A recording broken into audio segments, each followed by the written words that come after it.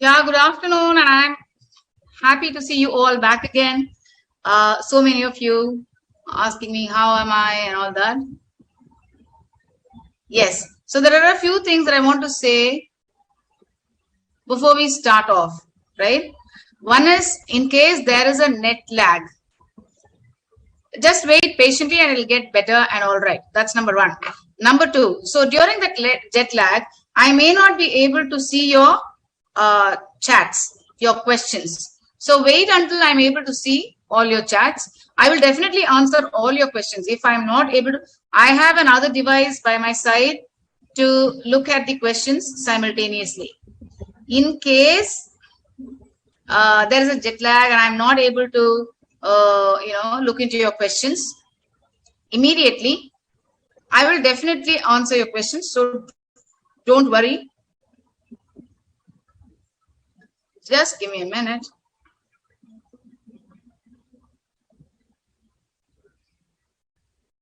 Yeah, I just want to check if I'm on the right page in the chat box. Just that.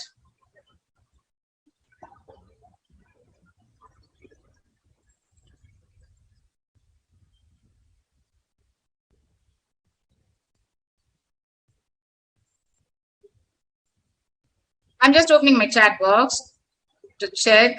Yeah. Yes, we are here. Good afternoon, all of you, and have a great day, and wishing you all the very, very best in all your endeavors. And it is a very good thing that you all have chosen to do your CA, and foundation trains you to write your main papers really, really well. Now, without wasting much time, I go straight into my PowerPoint. Just give me a minute. Let me share my slides.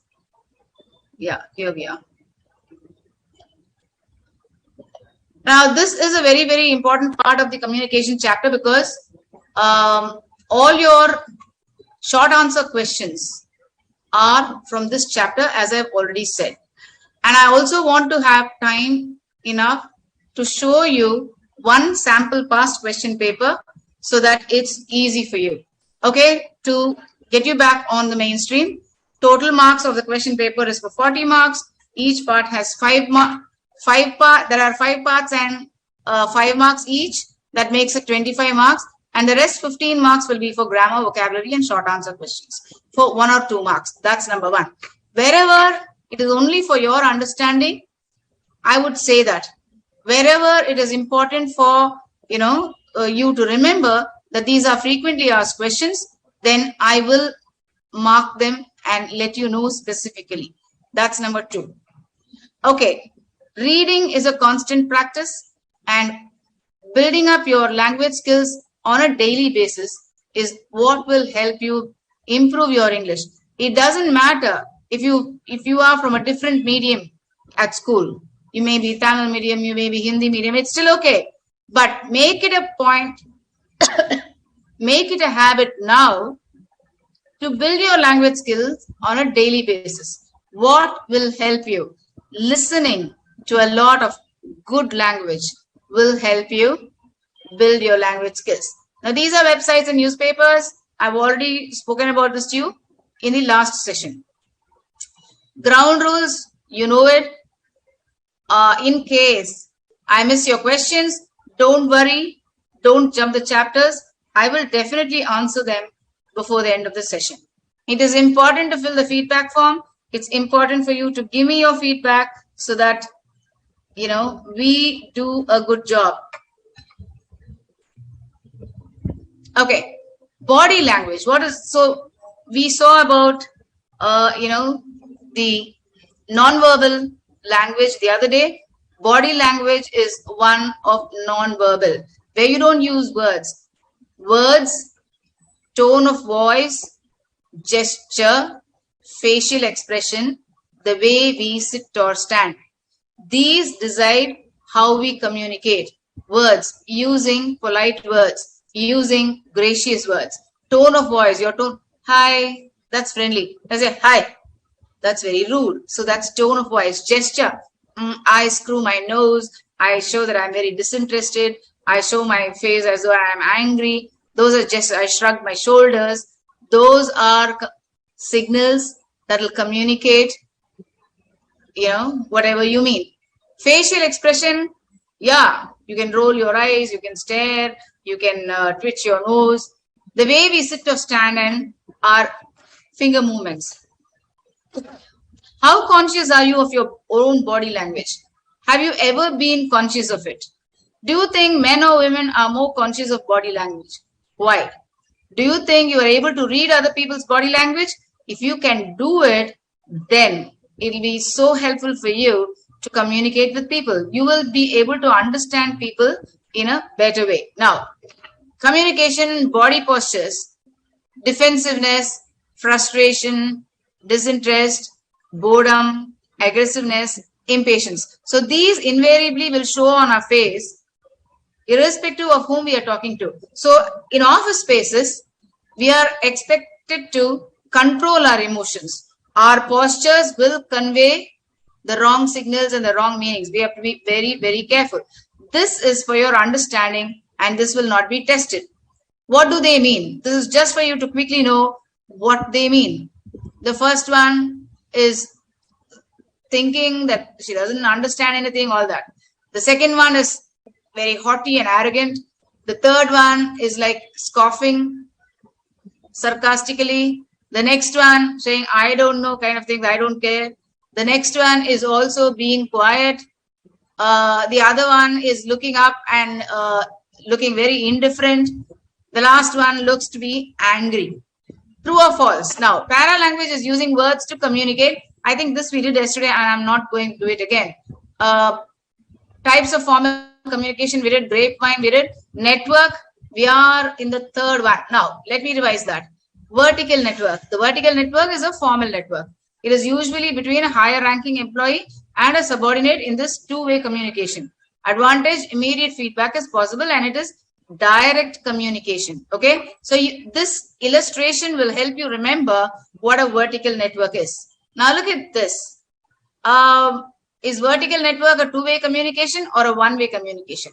It is two ways. I'm not giving you time because this we did already the other day. We are just recalling what we did.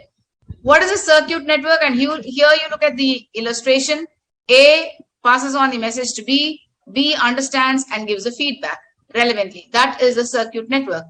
When two persons communicate with each other, sending messages and feedback, they form a communication circuit, just like an electric circuit, which has to be complete with the AC and the DC, whatever connection. Here, A conveys to B and B conveys to a response appropriately, and that is a complete communication circuit. Therefore, it is known as circuit network. The two people interacting can be colleagues placed at the same hierarchical level in the organization. And there are two words that I need to explain to you. Colleagues, I'm sure you know what they mean. Okay? And hierarchical people, people in rank, people in position in the office space. Advantages, there's no misunderstanding because of miscommunication or misinterpretation, because the communication is direct. Okay? Defectiveness is something that's defective, something that's damaged, something that's not good. Okay, circuit network, this we did the other day. I move on. This is chain of command. Here, A is the controlling authority or the boss. A conveys a message to C, to B, B conveys it to C, C conveys it to D. A again conveys to E, then to F, E conveys to F, and F conveys to G. Now, this is called a chain of command. And companies belonging to the older generation, old companies were following this, but now that's not the case. People have changed their networking.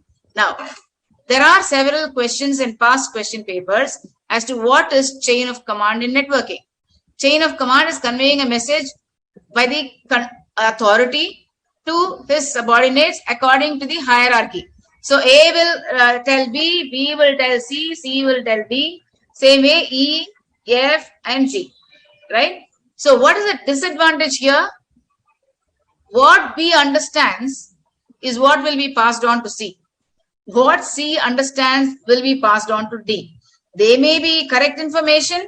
They may also be misinformation because they are conveying it as they have understood it, right? Therefore, miscommunication can happen, misinformation can happen, misinterpretation can happen, and it takes a long time for a message to be communicated to all its members, from A to all its members. Therefore, it will take a long time for the communication circuit to get complete. It's a disadvantage. Companies don't prefer this because it takes a lot of time, and there are plenty of misunderstandings that can happen because communication is not direct. Circuit network, you want it again? It is communication between two people. A conveys to B and B conveys to A. Two people belonging to the same hierarchy of different departments in the same organization. That's called circuit network. Okay. Now, look at this chain of command. The communication pattern that follows the chain of command from the senior to the junior is called the chain network. It starts at the top, like from a CEO, and works its way down to the different levels of employees. The supervisor, manager, CEO gives commands or instructions to those working under him or her in the organization. B, C, D, and E, and E, F, G are the subordinates to A in the organizational hierarchy and receive commands from A. The chain network often takes up time and communication may not be clear. So this is chain of command. Now I'll give you 2 minutes to read through and another 2 minutes to fill up the gaps. Quick.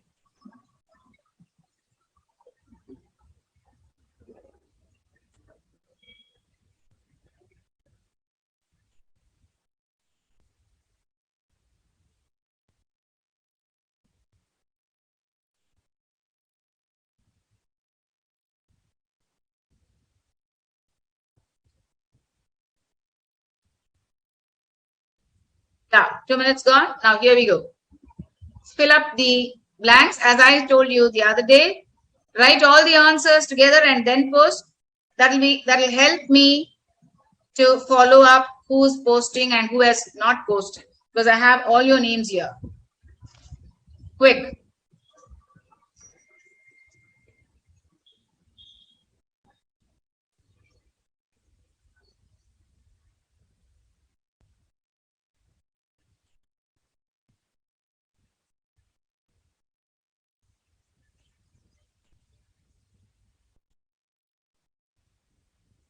I'm waiting for you to post.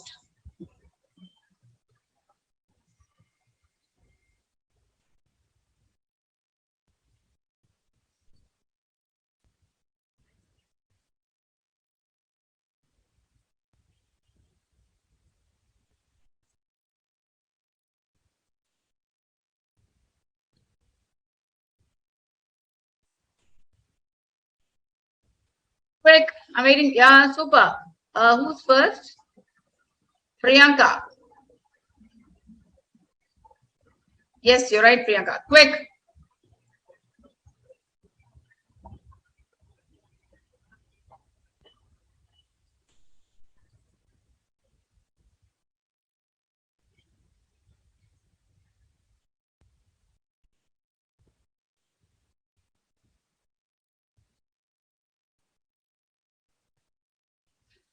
Come on fast. I'm waiting for all of you. And it's important for all of you to post in the chat box. I am going to wait only for a minute more because some of you are wanting, have been asking me for tests.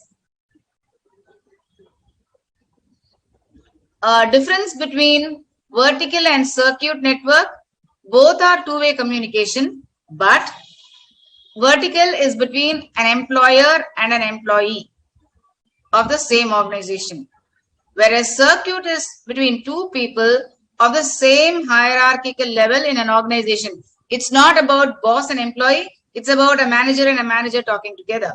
That is circuit network.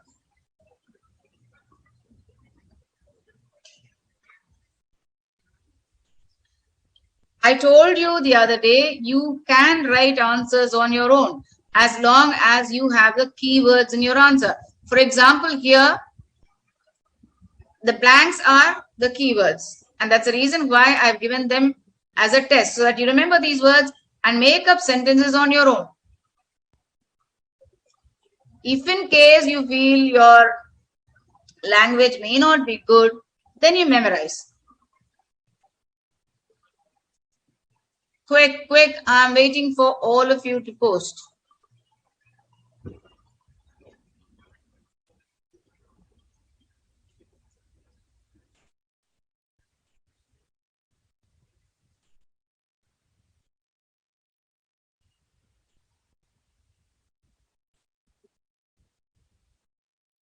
No, circuit and horizontal are not the same. Yeah, I'm sorry. Horizontal is pattern, circuit is network. Okay, but they mean the same.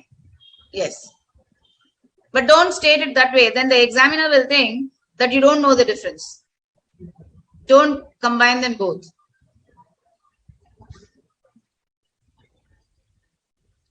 Quick, yes. So time is up and I move on. Now, wheel and spoke. This is an important one. This has been tested in several past question papers. Therefore, you must know what it means. You look at the illustration at the top, at the right hand, wheel and spoke. The middle one is the authority. Okay, and the spokes are the people who work under the authority. The middle one is the fulcrum, and he is the person who gives instructions, who decides on things. He communicates to the employees all at the same time. There is no wastage of time in communication, and also the communication is direct. So there's no scope for miscommunication or misinterpretation, right? So this is an organization where there is a single controlling authority who gives instructions and orders to all employees working under him or her.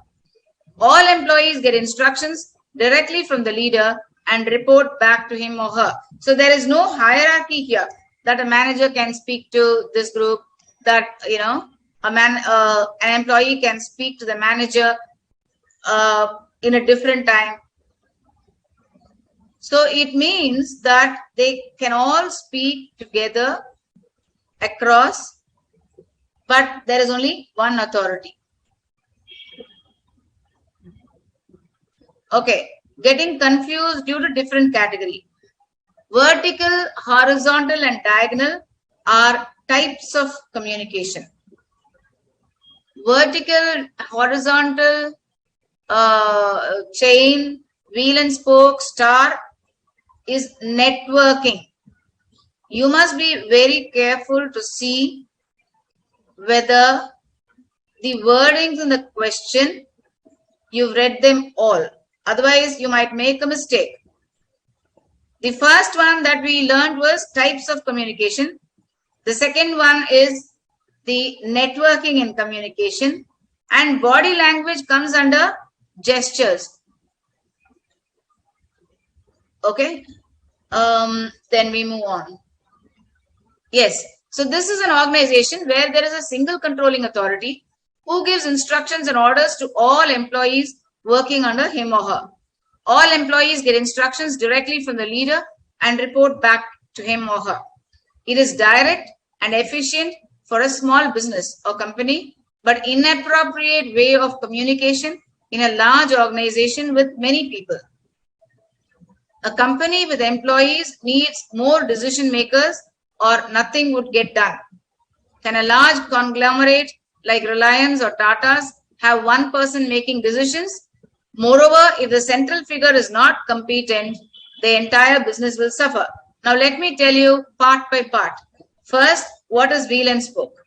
It's an organization where there is a single controlling authority. There is only one boss who talks to everybody at the same time, gives instructions, decides on problems, gives solutions, all that.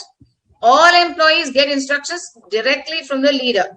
So there's no hierarchy like in the diagonal one. There's no hierarchy in the circuit or like in the horizontal. Here, the boss dictates to all employees all at the same time. How is this advantageous? It is direct and efficient for a small business. In small companies, they prefer this. But in companies which are group companies, a conglomerate like Reliance or Tata's, this networking will not work.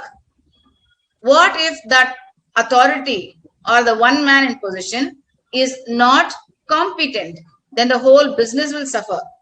Therefore, it doesn't work well with large organizations. This is good for small organizations because communication is direct, it is effective and quick. At one go, the boss gives information to everybody there and that's done.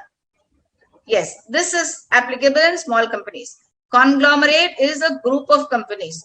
I already said that. Now, questions in the past question paper have been, what is wheel and spoke network? What are its advantages? Or what is its disadvantage? So you must be thorough with all this because you may be tested on any question. Now, okay, I'll give you 2 minutes. Sorry. I'll give you 2 minutes to read through this. And then I will give you the gap filling exercise. Quick.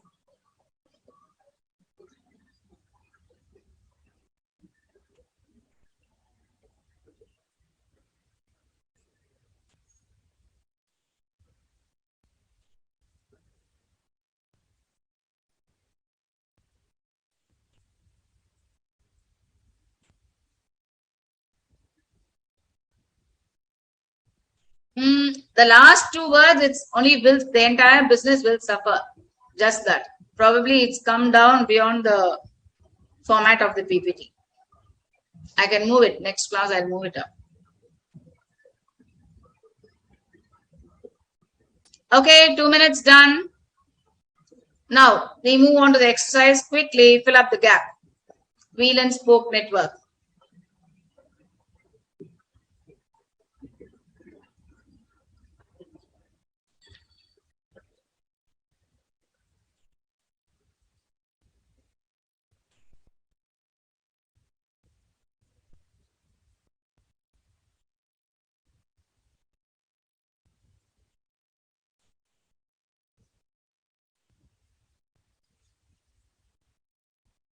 Competent means somebody who's capable, right?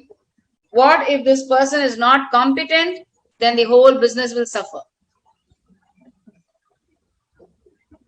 Okay, you have a minute more. Finish it fast.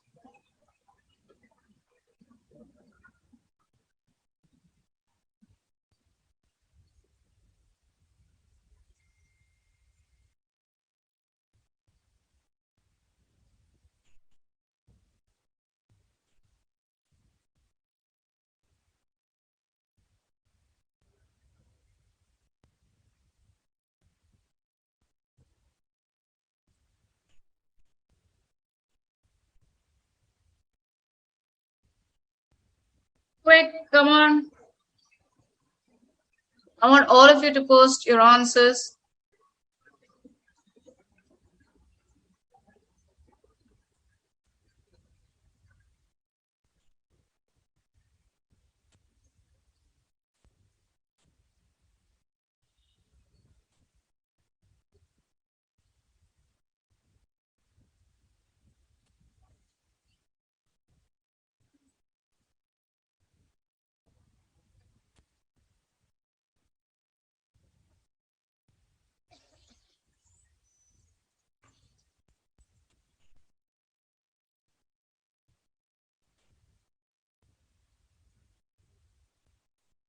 Since all of you will be typing at the same time, sometimes your chats I may receive a little late. So don't worry if I'm not answering your questions immediately.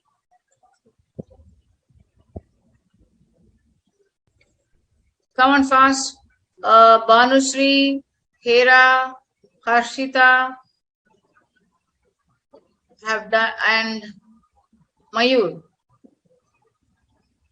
Mayur and Mohammed have posted. I'm waiting for the others. Quick.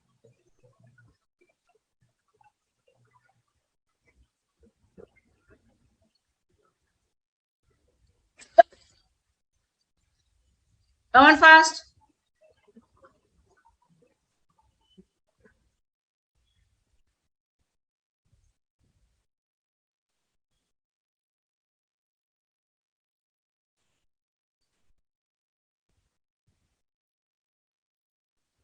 Yeah, shouldn't take more time because I need to complete all that we have to do, right?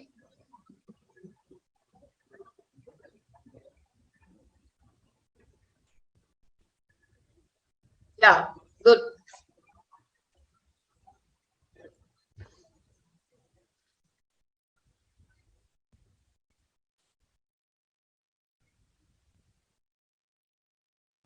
Yeah, it's direct and efficient and it's very quick.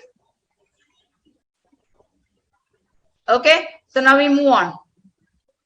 Star networking. This is cross-functional. This is diagonal. There is no hierarchy. People can go sit across and talk to a CEO or CFO, and decisions are taken collectively. Today, MNCs follow this network. All corporates follow this star network because it's direct, it's quick, there is no room for any miscommunication or misinterpretation, and therefore star network is cool. Now look at this. The star network has multiple channels of communication open between all members. This network propagates group communication and is essential where teamwork is involved. So all offices today function on teamwork. Therefore, star network is what is preferred. The members communicate and exchange information with each other freely and without hindrance or hesitation. Now, what is hindrance? Hindrance is obstruction, something that prevents you from communicating. There is no such thing. Star network is the most effective network for communication because it has multiple channels, it is cross network, it is essential for a teamwork. Today's MNCs prefer star network because it's quick, it's direct, it's complete, there's no room for misinterpretation.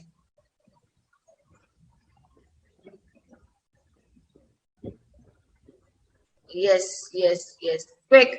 Now I'll give you 2 minutes to read through and then you'll have an exercise. Quick.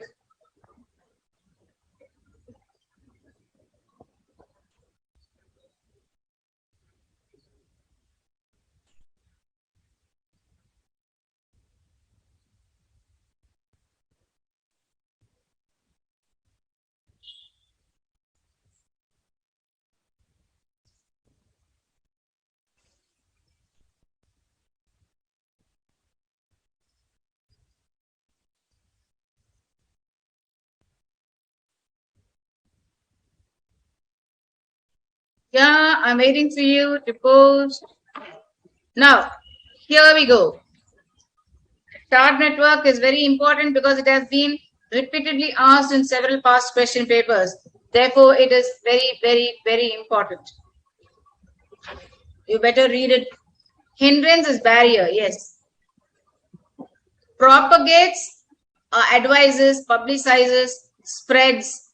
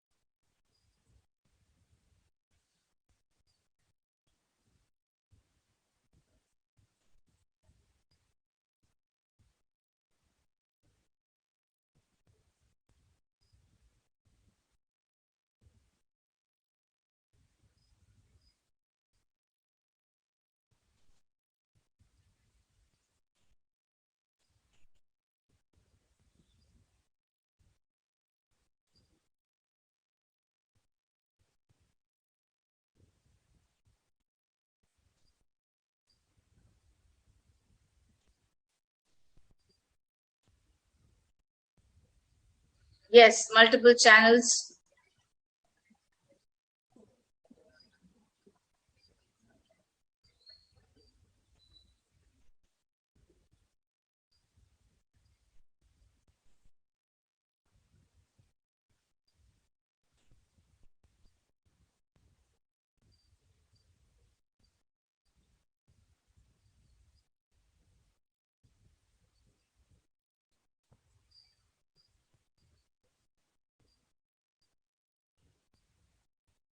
Come on fast, I'm waiting for you. I'm giving you a lot of blanks in this passage because every word is important so that you remember it.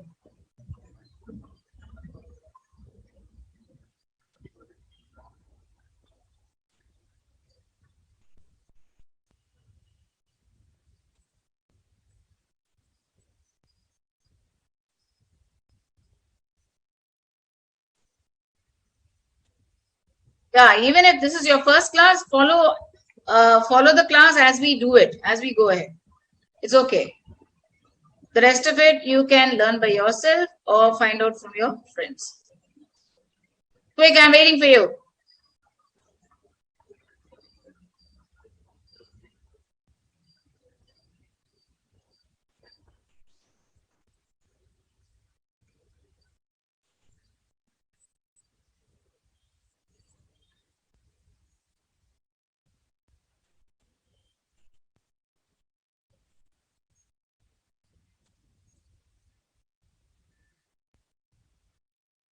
Yes.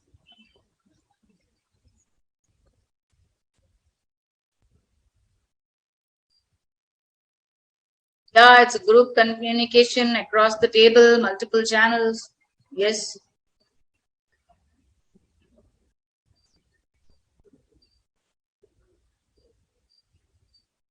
Come on fast.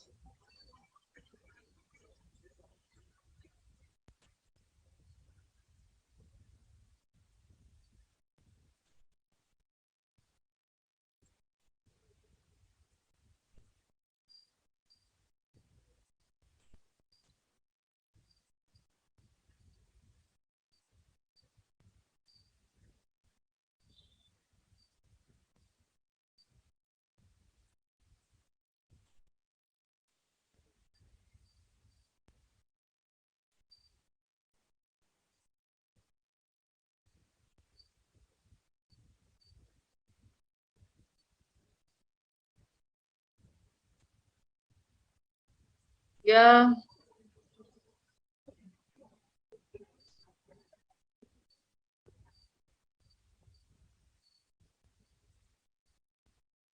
Yeah, I'll give you a minute more.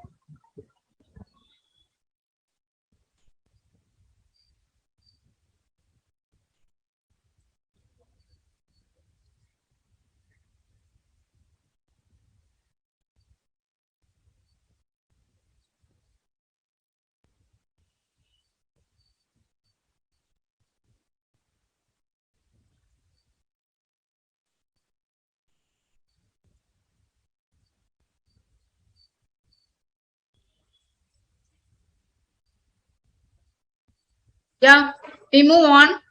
Now, here comes the question. Say whether these are true or false, and I'm leaving it to you. Quickly, write in your notebooks so that you post all the answers together. Maybe as I call out the sentence, you'll post. Two colleagues interacting at the same hierarchical level in an organization is called circuit network. True or false? Come on. Let me see who are the first few who can post the answers.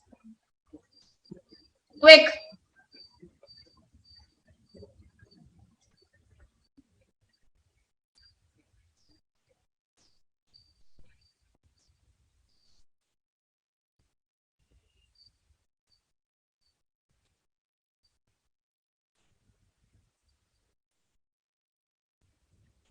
Come on.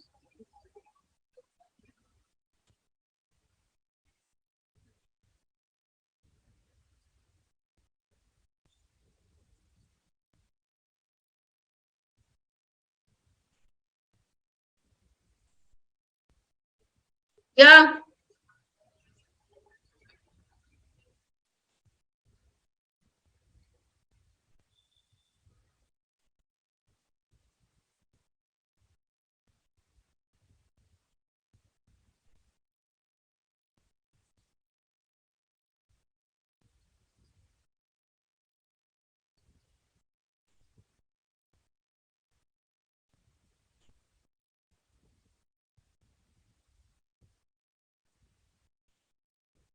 Yeah. That's true.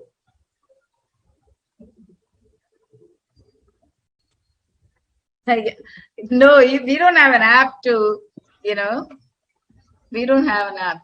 Okay, Star Network is popular in large companies. Yeah, that's true. Many of you have written it. This network has multiple channels of communication open between all members, and this is wheel and spoke network. Is that true? No, that's false. When two people communicate, it's called vertical network. Yes. Wheel and spoke network is beneficial only for small companies. Yeah, that's true. Chain network is a pattern that follows from the junior to the senior and instructions go down. This network takes a lot of time to reach and communication is never clear. That is again true. Now let's move on. Can you list the keywords for star network? Because that's really, really important.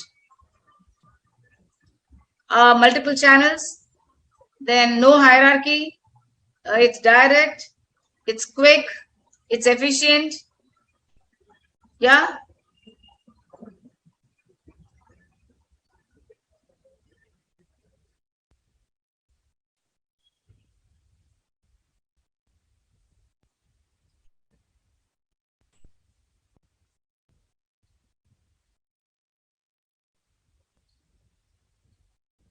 quick.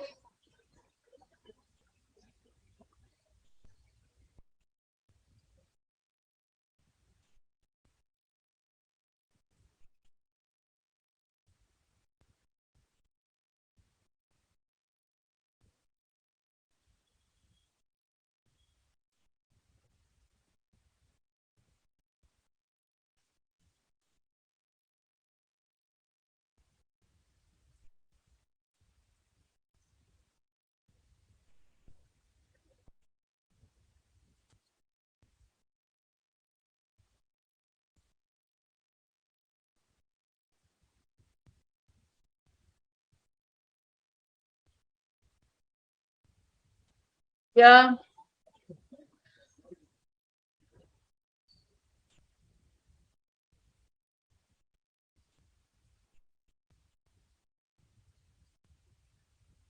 Circuit network, two people communicating of the same hierarchical level. Okay. Now, let's move on.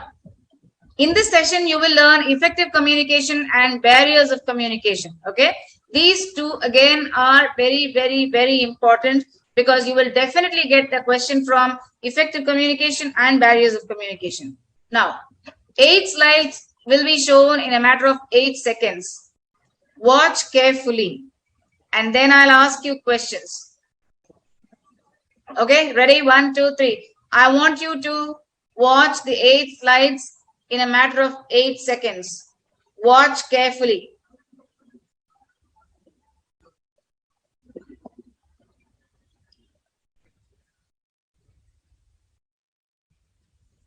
Is that enough? Maybe I'll show it for 2 more seconds.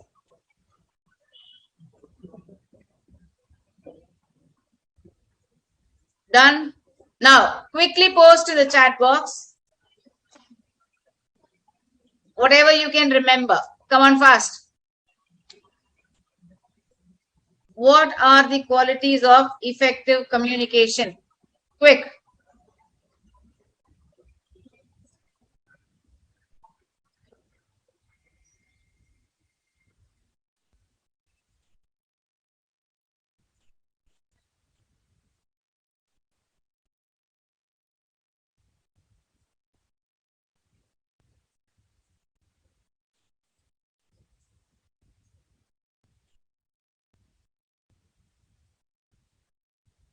Yeah, two persons of the same hierarchical level is circuit.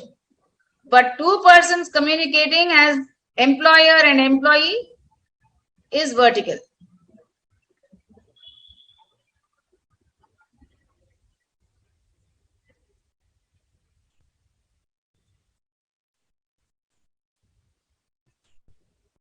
Come on fast.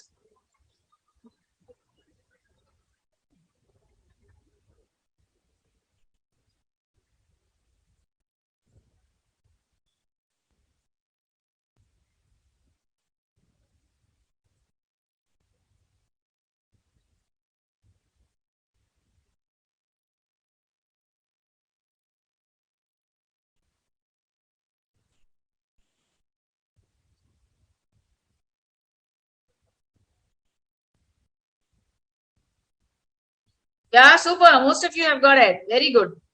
Come on, I want all of you to post. I think I have got only 25. I want most of you, not most, all of you to post. Quick.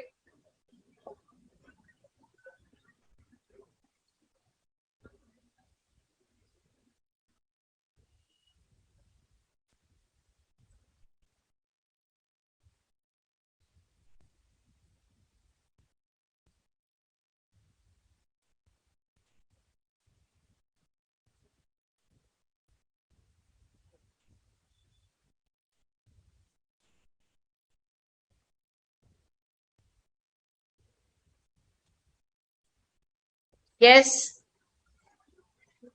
Yeah, super. So now let's look at this. Clear, concise, concrete, coherent, complete, courteous. Listening and understanding, focus and attention, emotional awareness and control. Now let's see one by one. Now in your question paper, either you will have questions on what is concrete, how can concrete be effective communication, okay, or what is coherent, right? Or they might ask you, list the elements of effective communication. They may ask you how emotional awareness and control can be effective communication. So you must be able to write your answers, of course, in your own words, for which understanding is most important for you. If in case you find that you may not be perfect in writing it, memorize it. But communication chapter is very, very, very important for all your short answer questions. Okay.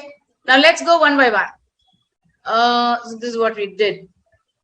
These we call these as 6 C's. Look at this: clear, concise, concrete, coherent, complete, courteous. So there might be a question on what are the 6 C's. Okay. So you must be able to say clear, concise, concrete, coherent, complete, courteous. Now, what is coherence? Coherence is logical sequence of words. It's like this. When I'm here teaching communication chapter, I also talk about writing, I also talk about resume writing, then that makes it really confusing, right? It has to be coherent, one after the other. So the first chapter is communication, then comes sentence patterns, and then comes vocabulary. So it goes as a coherent, in a coherent way. Communication has to be relevant, interconnected, and sequential. Complete, conveying all facts and information required by the recipient. That is complete. Courteous, polite, considerate, respectful, open, honest with a receiver.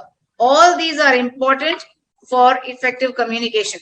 What is listening for understanding? See, sometimes we don't listen and then we end up giving wrong answers. Okay? In an office space, you cannot do that. You've got to be alert all the time.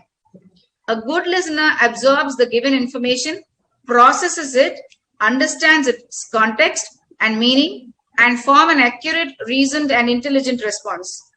Focus and attention. What is focus and attention? Distractions are detrimental, dangerous in offices.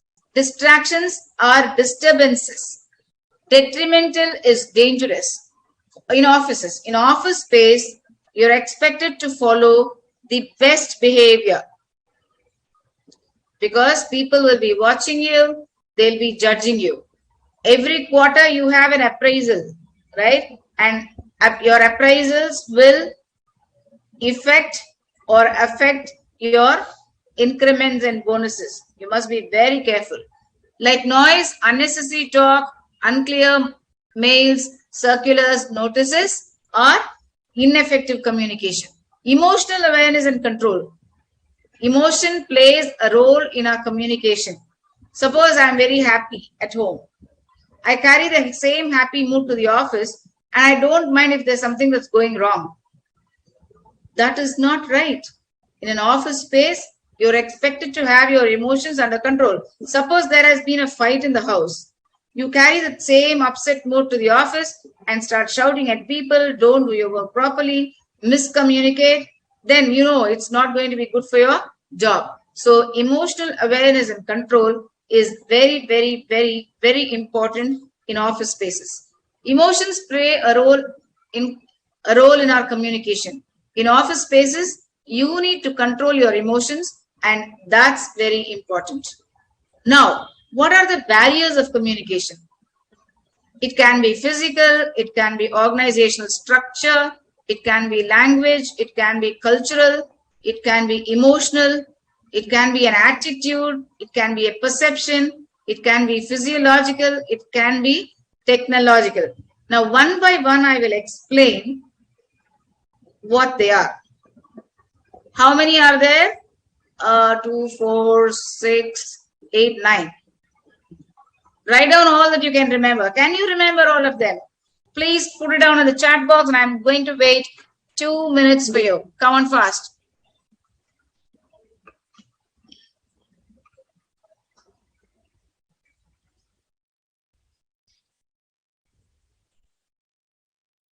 Very quickly. See if you can remember all of them.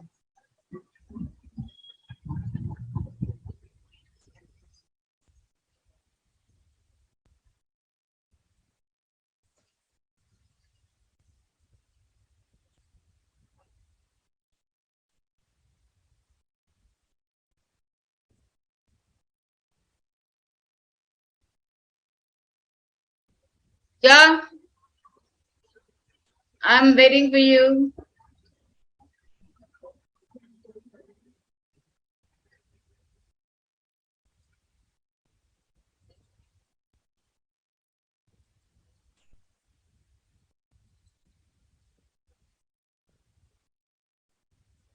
Quick.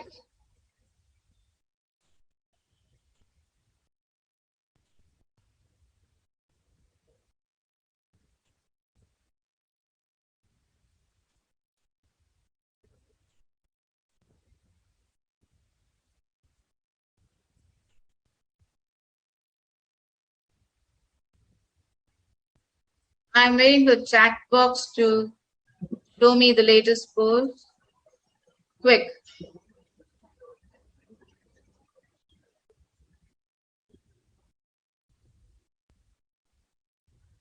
What are the barriers of communication is a very important question. It has been repeated several times in the question paper. Then specifically, they'll ask you, what is psychological barrier? How can a culture be a barrier? They might be separate questions also. Now look at this. Physical. What is physical barrier? Noise, technical disturbances, outdated equipments, bandwidth, office doors, lack of appropriate infrastructure. All these are physical disturbances, physical barriers in communication. So I chose good pictures so that you all will remember them, right? Organizational structure barriers. Systems, structures are not clear. Chain of command is not clear. Inappropriate information. Lack of supervision. Unclear role and responsibility. Confusion and inefficiency. For example, you join a company new. You don't know who you should report to. You don't know who's your boss. You don't know what kind of networking they follow. Nobody supervises you. Nobody monitors you. That is total mess. Okay, where the infrastructure is not organized, and that becomes a barrier, an organizational barrier. Now look at this. Language barriers. If suppose you all know English and I'm going to speak to you in Latin, you won't understand. That is, language can become a barrier. Language barriers, different regions and countries may interpret differently words, unfamiliar expressions, ambiguous words, having multiple meanings. Clear and simple English is recommended. So when we speak, we are expected to speak in clear and simple English. Words have to be understandable. So you need to be very careful when you speak. If you're going on an on-site job, it's important that you understand the language. Not that you need to speak, but you must understand the language of that country. Yeah, okay, fine. So language is can be a barrier for communication. Cultural barriers. Just like language, even culture can become a barrier. Because if I'm not going to understand the way you behave, the mannerisms you have, then that becomes a barrier. For example, even saying hello. Every country has its own way. Okay. Even greetings. We say namaste. Some shake hands. Some hug.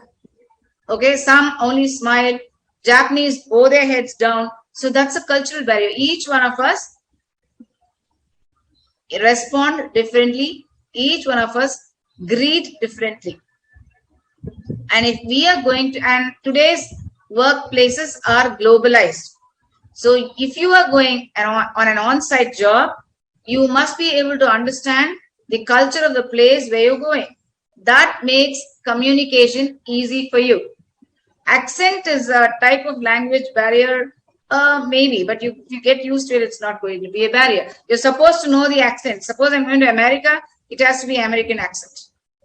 And it's not so very important as long as your communication or your accent is understandable.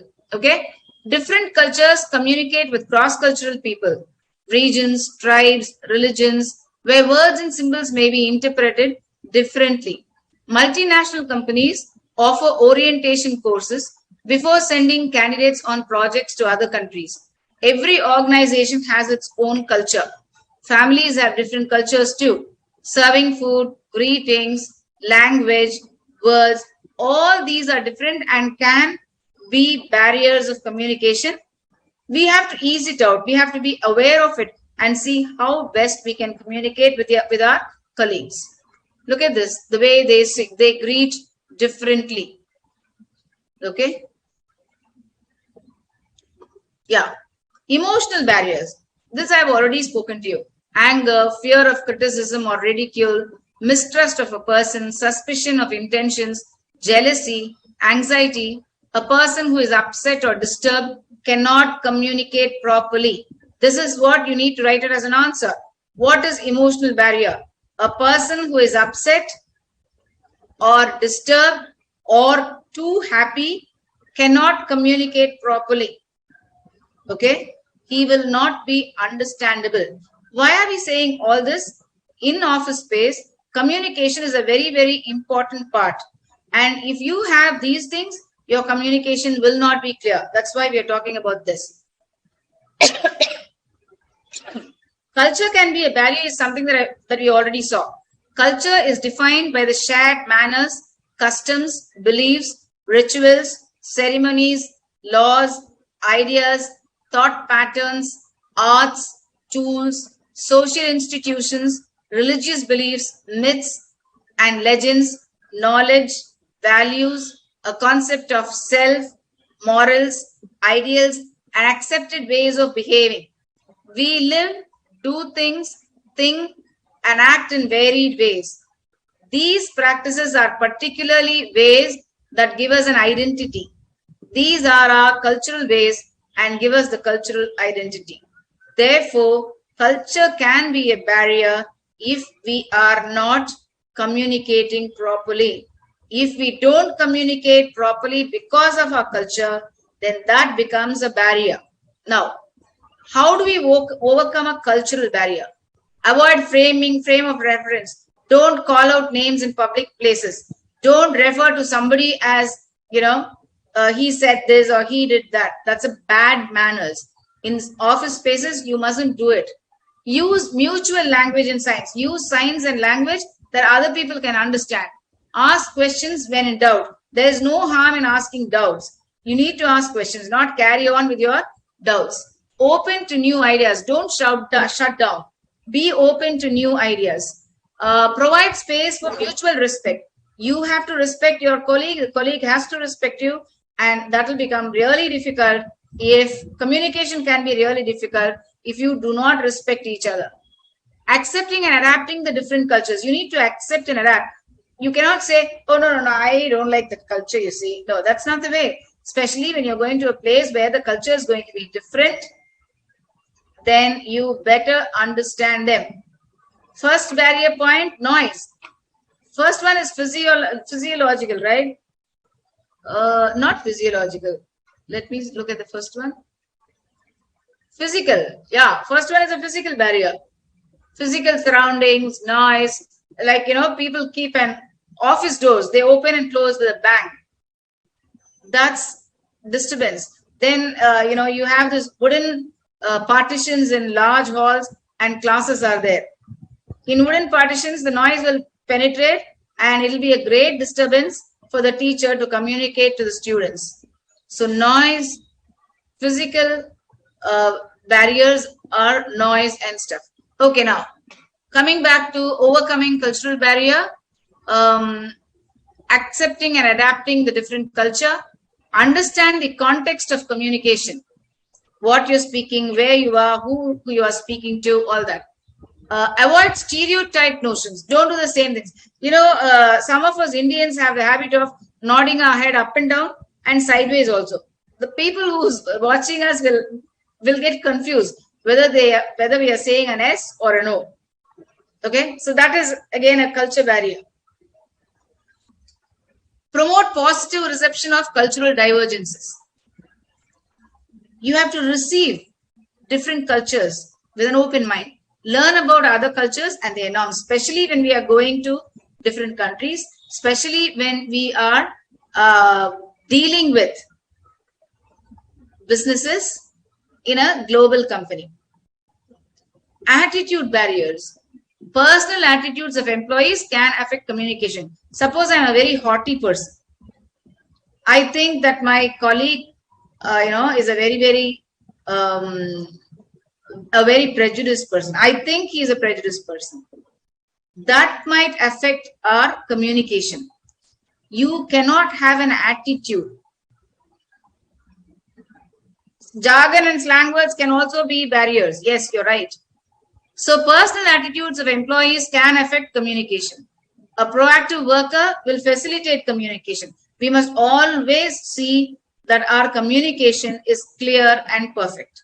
A disabled, disgruntled, shy, lazy introvert can delay, hesitate, or refuse to communicate. So these are the disabled, the disgruntled, the shy, the lazy. These are people who make communication very, very difficult, and that becomes a barrier. Attitude becomes a barrier. Now, perception barriers. What is a perception? What appears to me as 4 appears 3 to you. But that doesn't mean we will stand and fight. We are on our own rights. We think it's 4, but it may be 3 too. So you have to go patient about it. Language barrier is not. No, they are separate. Culture is the way we move, the way we walk and talk. Whereas language refers to language specifically. Okay. So each one of us perceive differently, and this causes problems in communication. That's perception barrier.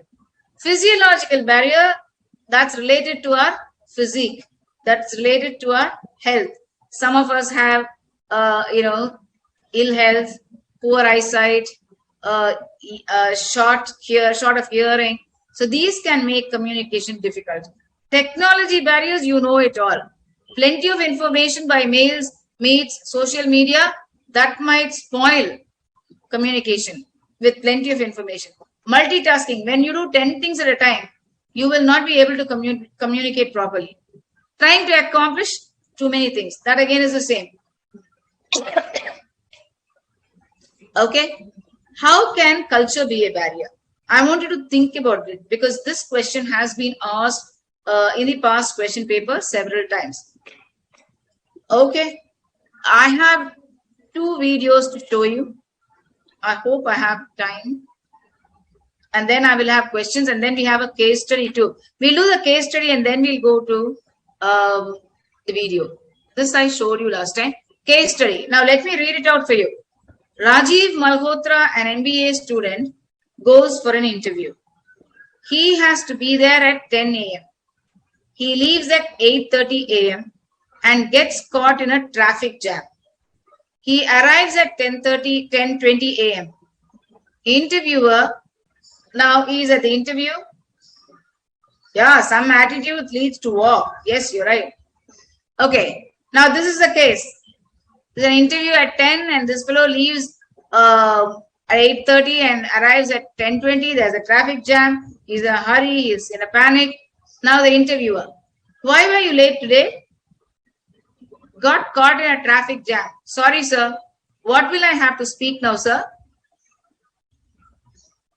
I'm a Delhi boy. I'm an extrovert who is very friendly. I'm hardworking and result oriented. Talk about your accomplishments. I'm a debater and I won many awards. Can you say a joke? I'm confused, sir. I don't know any jokes. Okay. Now here are the questions. Do you think Rohit will be selected? I want you to post in the chat box. Physiological barriers, you have to rectify them. Perception barrier is the way you look at things and understand. Some of us think, see, even when we look at a person, one thinks he's a very good person, whereas the other one thinks that fellow is not a good one. That is perception. Each one's perception. Okay. Removing physiological barriers is, of course, by getting yourself treated from the doctor. Now, do you think Rohit will be selected? Post your answers here quickly.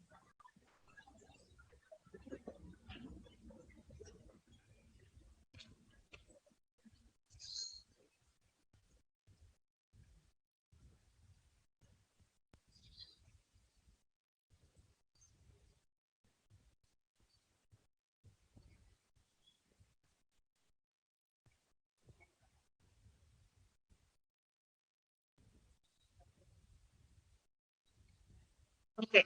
Which non-verbal clues reveal Rohit's state of mind? Were there non-verbal clues?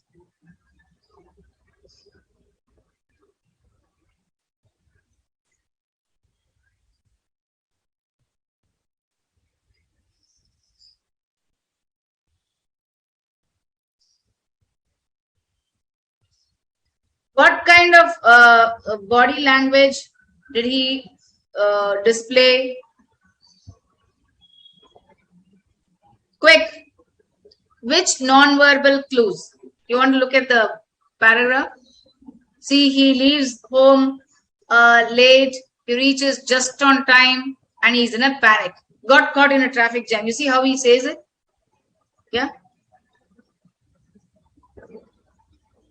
Yeah, okay. Now look at the next question. Tell about yourself. What does the interviewer wants to know? So when the interviewer asks him, tell about yourself, what does he want to know? Does he want to know whether what he ate, what dress he's wearing, where did he go the day before yesterday, where does he live? Does he want to know about all that? No. He wants to know what kind of a person he is, what kind of a worker he is, whether he will fit in the company, all that stuff. Did he communicate well?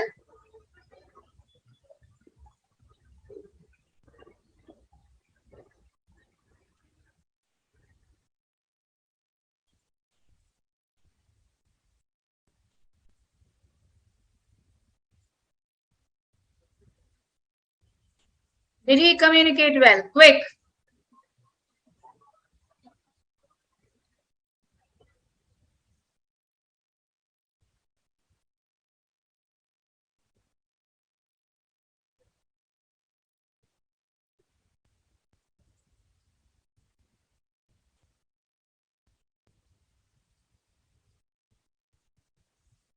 Yeah, the emotion was the barrier. Yeah, he did not communicate well. Why did Rohit fail in communicating effectively? Because he had emotions, he left in a panic, he did not complete his speaking, he was fidgeting, he was restless, he did not communicate with appropriate words. What were the barriers present in Rohit's communication?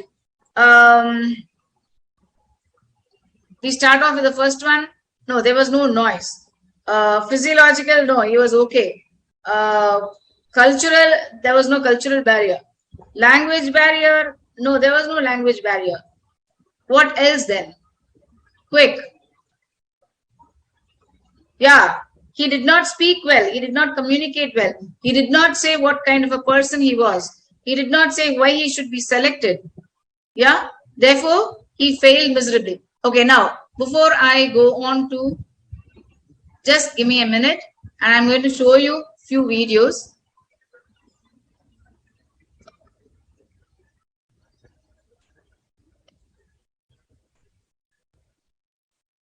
Which will tell you, let you know how important communication is.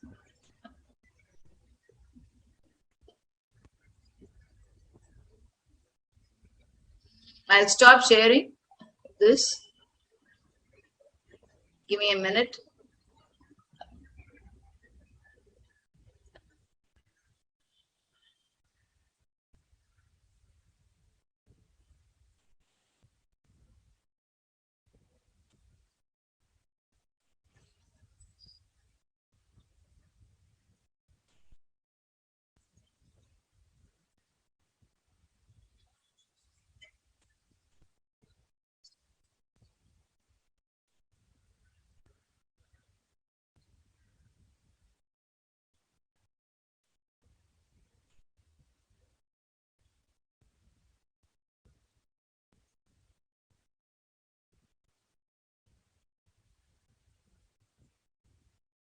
Just give me a minute and I will share this video with you.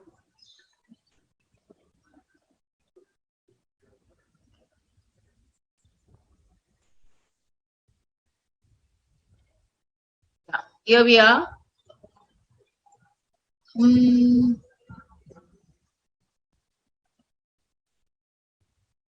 Just let me know if you can see and view the audio properly, right?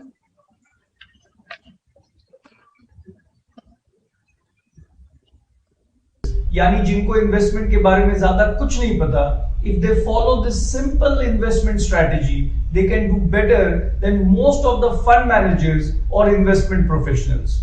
क्या आप नहीं जानना चाहते ये investment strategy क्या है? Which requires nearly zero knowledge, nearly zero time, and even the risk of investing can be brought down significantly. So just wait. Hi, this is Varun. Now watch now. What you will do is watch very carefully and then I'll ask you questions. Okay?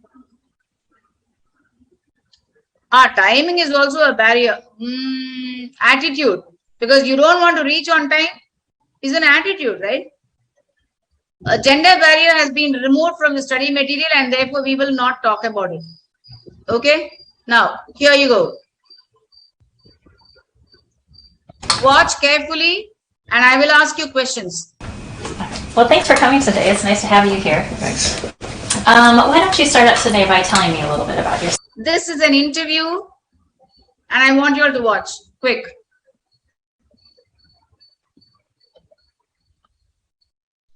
Just a minute.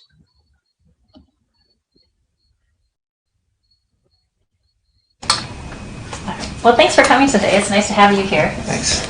Why don't you start up today by telling me a little bit about yourself? Okay. Well, my name's John Smith, and I'm 20 years old. I grew up here in Minneapolis and went to Northfield High School. Right now, I'm going to the U of M, and I just switched my major over from horticulture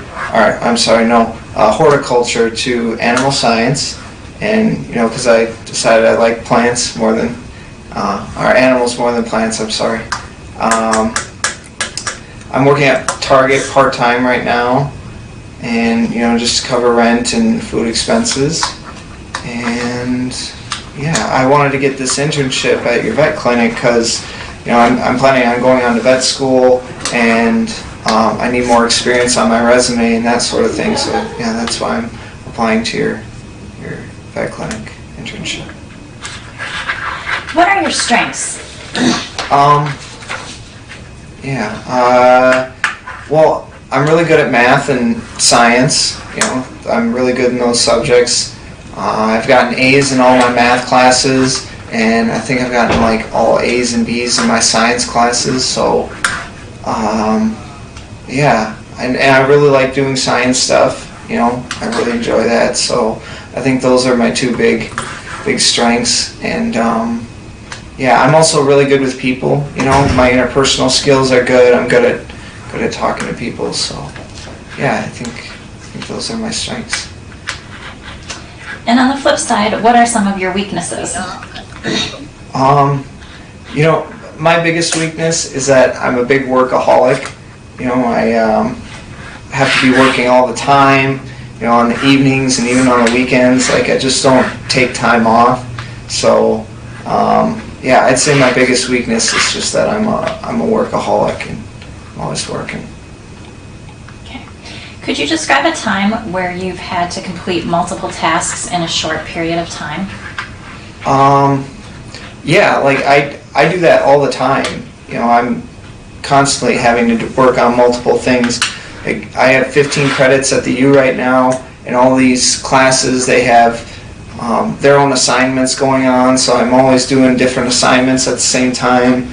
And I'm also working at Target, at the same time I'm doing my assignments, so I have a lot of experience, doing multiple things at once. Great. Can you describe a time when you've been in conflict with a coworker or a team member and how you handled the situation? Yeah. Okay, so I have a small animals class, and we got put into groups, and we had to do a group assignment where we had to report on some small domesticated animal. And so yeah, we split up the parts of the report, so everyone had their own part, and then at the end we kind of put all of our parts together for the report. And so we did that. We all did our own parts, but when we came together to share our work, it was obvious that this guy Rick in the group, he obviously didn't put a lot of time or effort into his part. It was really shoddy work, and so me and the other group members were really upset. We put a lot of effort into our part, but Rick didn't do his part well, and now our grade was going to be bad because of him.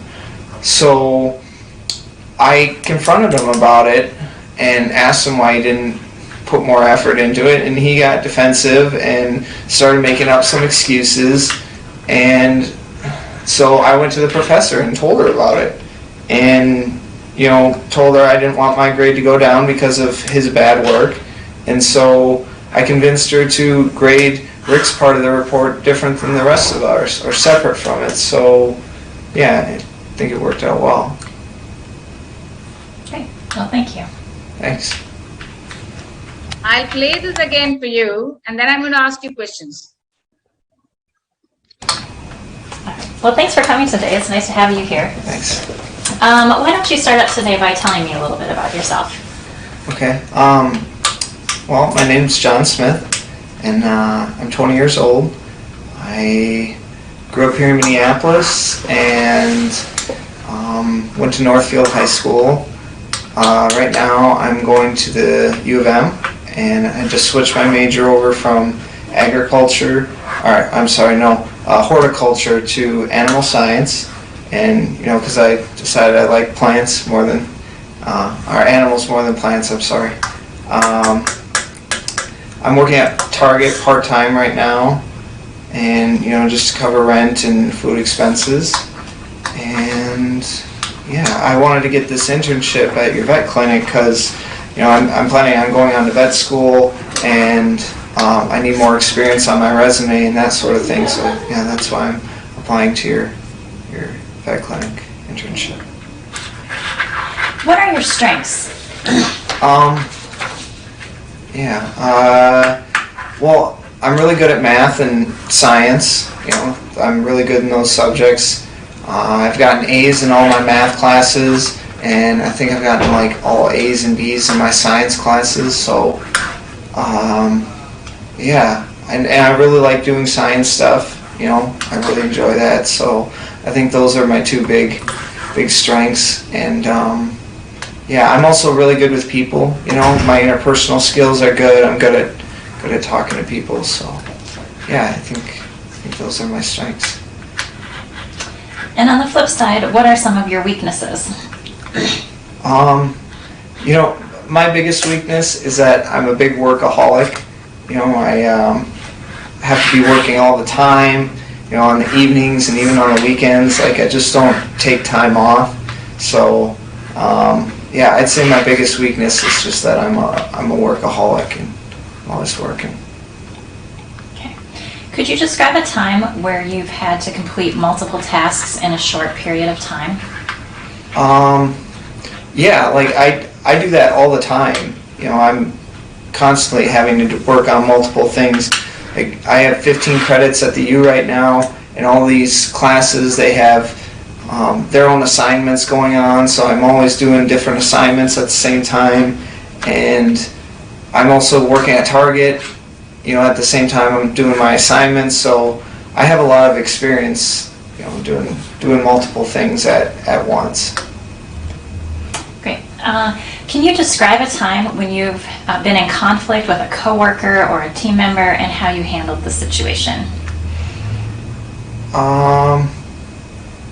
Yeah, okay, so I have a small animals class, and we got put into groups, and we had to do a group assignment where we had to report on some small domesticated animal.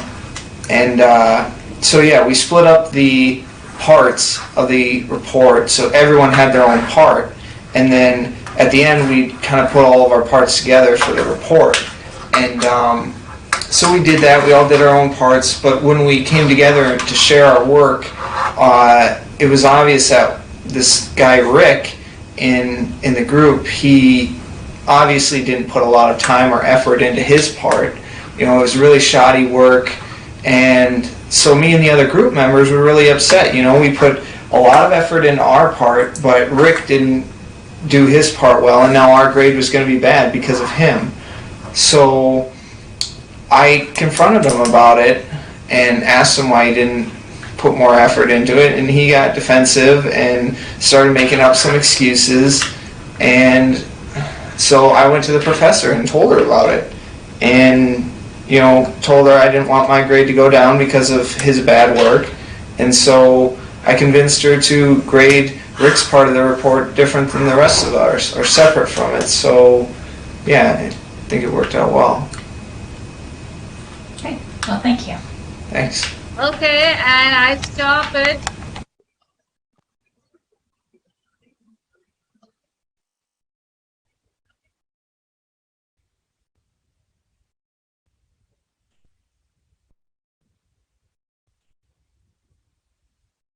Okay, now, here are the questions. Okay. Will Rohit be selected? Hey, video I just stopped. Video I just stopped. I just stopped sharing. You want it again? Anyway, you saw it once, right? So it's okay. I hope all of you saw the video. Now let's answer questions. Will Rohit be selected? I don't know his name. I just call him Rohit. Quickly post in the chat box. Will he be selected? What were the barriers in his communication? Come on fast. I want all of you to post.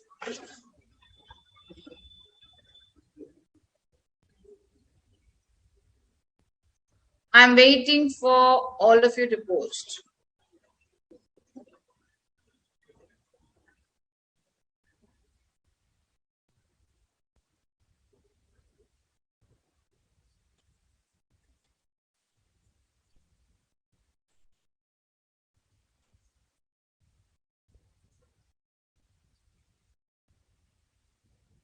He was not confident. He is hesitating. Yes, it will be useful for your interviews. Before you go to the interview, watch such YouTube clippings and you will get confidence. He's hesitating, he's mumbling, he's anxious. So he's not focusing. He's making a lot of noise. You see the physical noise. His gestures were creating. He was making a lot of noise with his pen.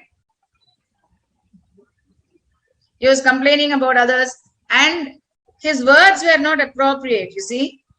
It has to be in sync with the formal atmosphere, formal situation. That's what is important. He kept making the rumbling noise with his pen, and he was turning and twisting, and he was not answering to the point. Yeah, physical, emotional, attitude. He says that he was very good, and he went on to complain about another person in a project work. Yeah. No eye contact. Yeah, super.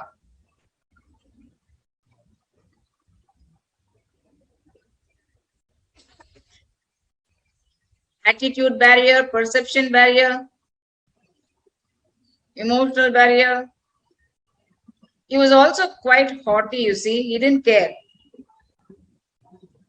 Yeah. So that is to tell you that it's so very important to have a perfect body language when you really go for an interview. In your office spaces, you must be able to handle things really, really carefully. Okay. I have one more video to show you. No, we'll see the past question paper and then see another video if time permits. Just give me a minute. Past question paper, yeah.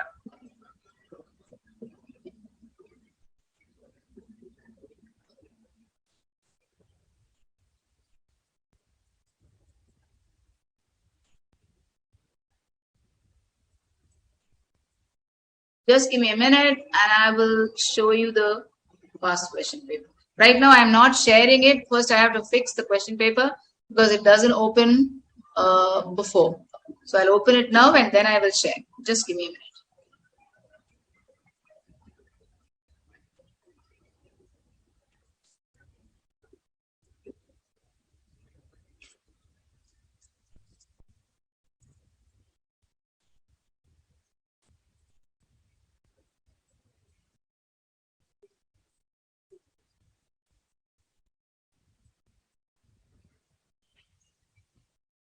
Yeah, here we are.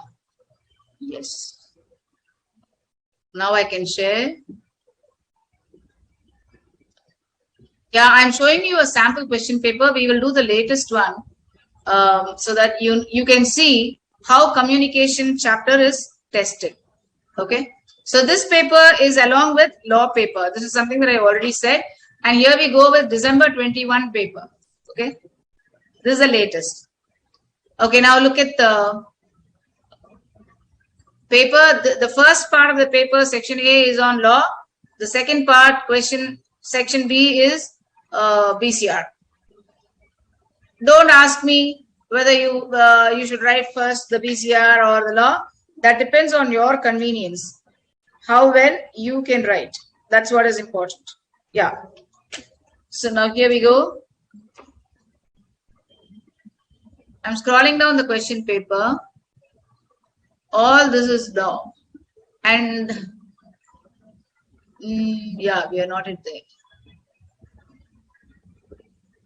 And the English paper doesn't have a Hindi version. English paper has to be written only in English.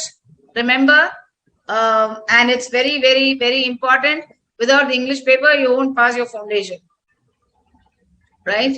Okay, here we start. Look at this. Section B, 40 marks. Okay. Okay, this is the question paper. It starts off with section B, 40 marks. Question number 7 is compulsory. That is reading and comprehension. You have to read a passage, comprehend it, and write the answers. That's very important. If you don't write that passage, if you don't attempt that passage, then your paper won't be valued. Okay. Now read the passage given below and answer the questions that follow. This is for 5 marks. This is for 5 marks. And this is comprehension. Okay. You have a passage and then you have questions. Next question, this is for 5 marks. Now, second question is read the passage and make notes. Okay. Now, passage is given and you have to make notes. After that, okay, look at this question number 8. Completeness is an important characteristic of effective communication. Comment. If the message is not complete, then communication doesn't happen. Okay? So that is completeness. Any message that you want to convey, if you don't convey it fully, if you don't convey completely with all the facts and the message that has to go with it, then communication never happens. It has to be complete. Okay. Now look at the second one. This is vocabulary. Then you have antonyms. That's again vocabulary. Then you have some grammar. Now the third question is précis writing. Okay. After that, again, what is informal communication? Informal communication is communication that happens with friends and relatives, with people whom you know. State the common networks used in organizations. The common networks used in organizations are all the 5, because we don't know which ones. And you see, these are for 2 marks. 2 marks question, don't write paragraph answers. It cannot be more than, say, 5 or 6 lines. Maybe 50 to 60 words, not more than that. Okay? So you have a choice sometimes. You don't have a choice most times. There is no negative marking. Okay? Next is vocabulary question. Then you have another vocabulary. Then it is grammar. Now, look at this one. This is a letter writing. No, this is a report. And then write about the cultural barriers in communication. 2 marks. So what will you write? Cultural barriers. Every country, every person is different, depends on his or her own culture and tradition. That is important. And if we are to move in a globalized company, we need to understand different cultures. That's important. And culture can be a barrier if we don't understand different cultures. Okay? Then comes grammar. Then it is again a 3 marks question, and then a 2 marks question, and then explain horizontal communication. Okay? Where 2 people talk, where 2 people belonging to the same hierarchy talk together in an office space, that's called horizontal communication. There is no negative marking. I've already told you that. That's for 2 marks. Okay.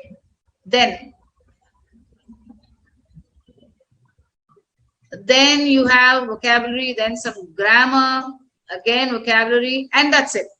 So how many marks did you have questions on communication chapter? You have, this is 2 plus another 2, 4. 4. Here is another 2, 6, another 2, 8.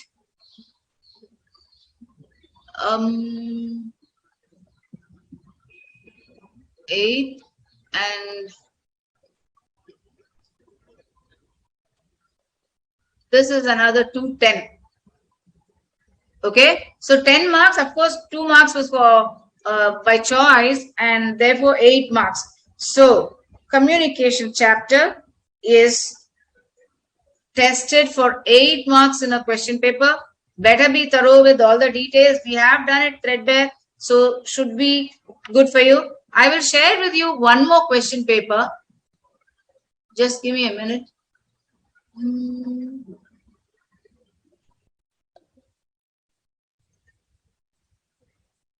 Yeah, let's look at July 21 question paper. And I want you to see for how many marks it's tested and what are the kind of questions that are asked. Okay. Yeah, just give me a minute.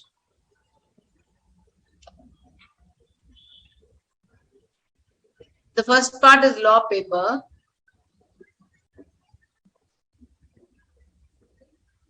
Yeah, this is section B, and here you have a comprehension passage.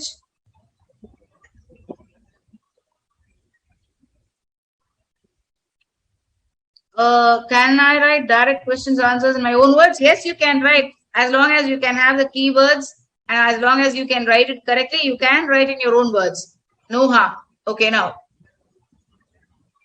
Here we go. What is no, this is relating to the passage. That's note making, that's comprehension.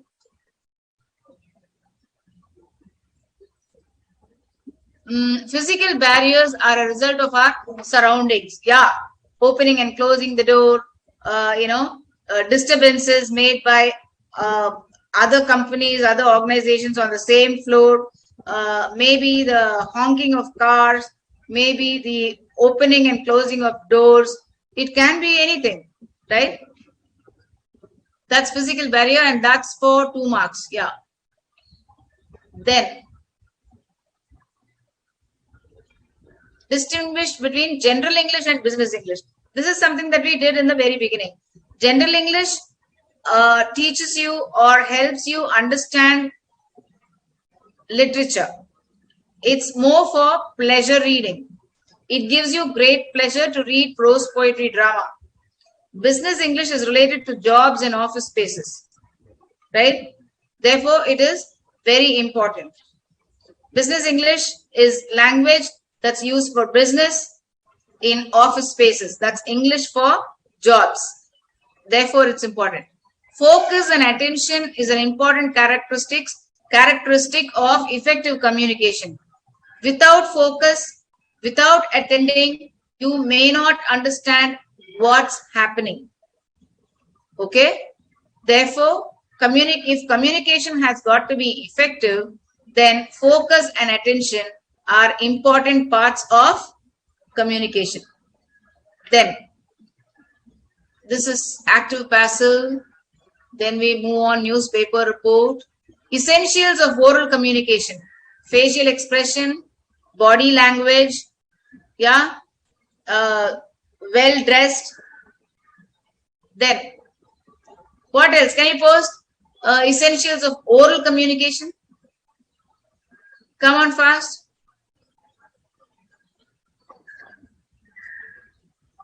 Yeah, business English helps you to do business. Come on, quick.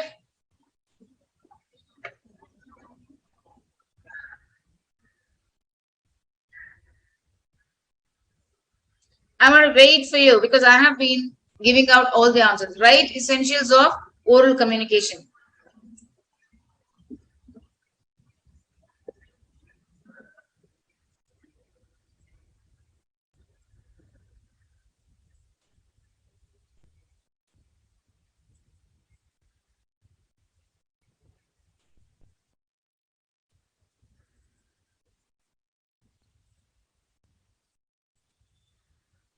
Yes, are you posting? I haven't received even one until now.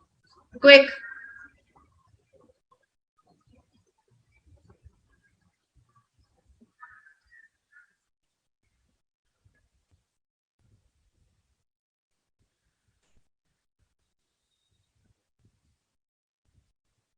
Yeah, appearance.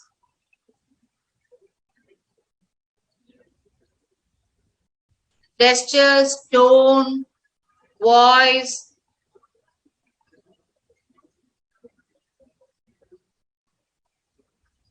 Quick, come on. I think Namita started first. I want to see all your posts. Quick.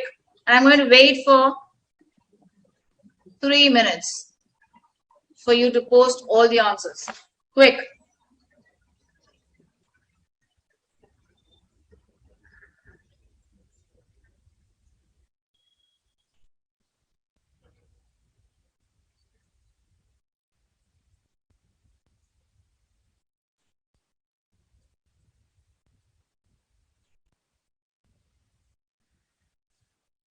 Yeah, face-to-face video conferencing.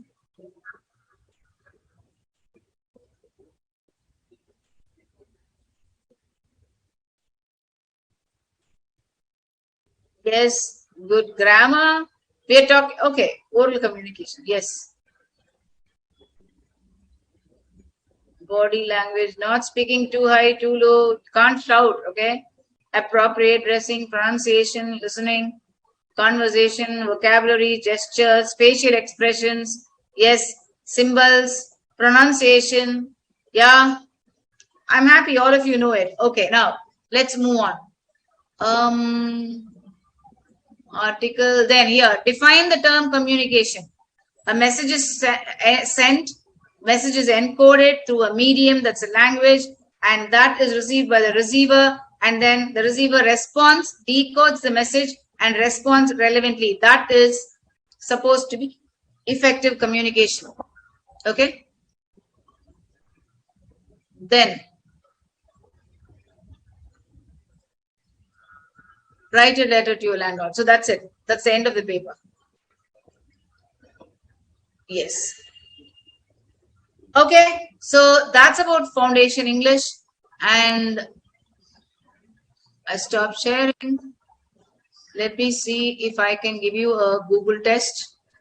Just give me a minute. I have to look for the.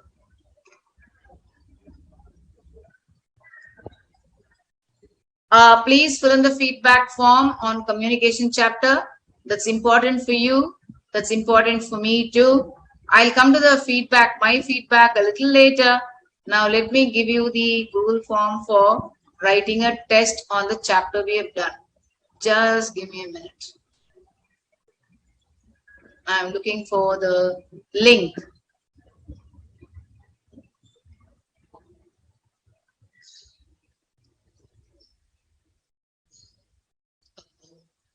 Okay, just wait.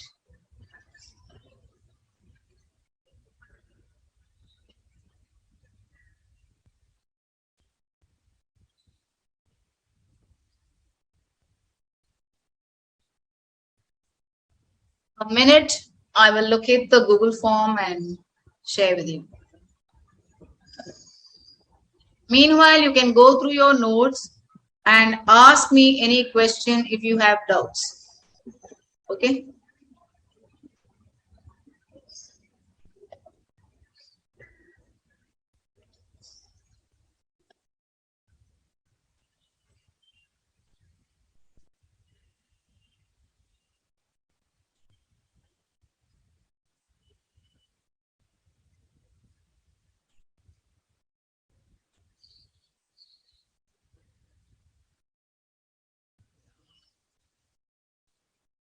So I'm going to post the,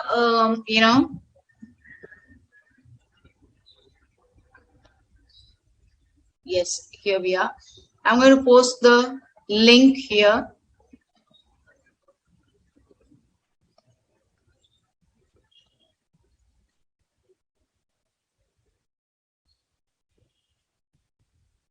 Yeah, I'm posting the link in the, oh, if I post the link in the chat box, you may not know, right? Then what do I do? Hemil, can I post it here and you will do it? Hello, Hemil. I'm posting a link in the chat box for the candidates. This is a test. Can you? You can't do it. Oh my.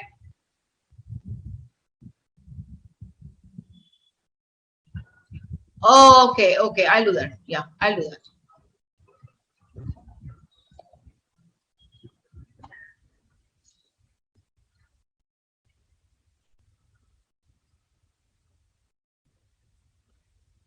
Yeah, I'm going to share the link in a Word doc, and I want you all to copy the link, paste it in your mobiles, and answer the questions, right?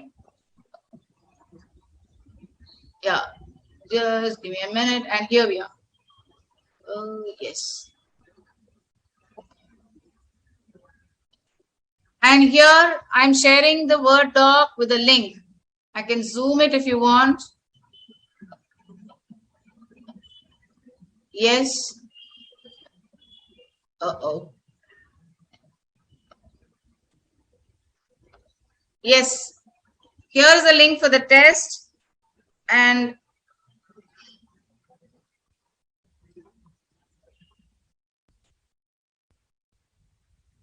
yeah.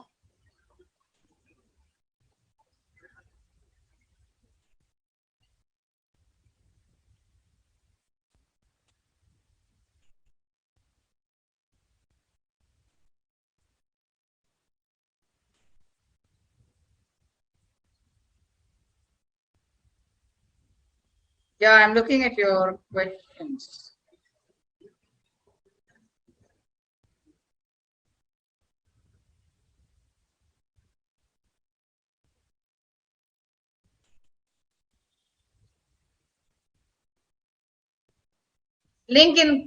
Paste this Google link in your Chrome or Safari, whatever you use.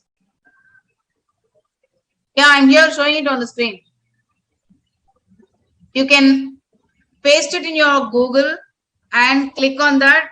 It'll take you to the Google form where you have questions. You can just type the answers. It's multiple choice questions and you can post them. If in case you're not able to do it, some of you don't know how to do it, try Googling and find out how you can cut, copy, paste the link and how you can do the test. Okay? And then so that the next class you're able to do it.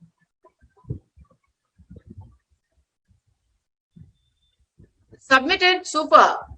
So you get your results also immediately. Okay, for those of you who don't know how to cut, copy, paste the link, let me tell you. Here is a link. You have to cut and copy it and paste it in your Google browser. Click on that. It will take you to the Google form. You have a question paper there and you have to submit it. Maybe my saying it like this, some of you don't understand. Google and find out how to cut, copy, paste Google Forms. You will know it. Okay?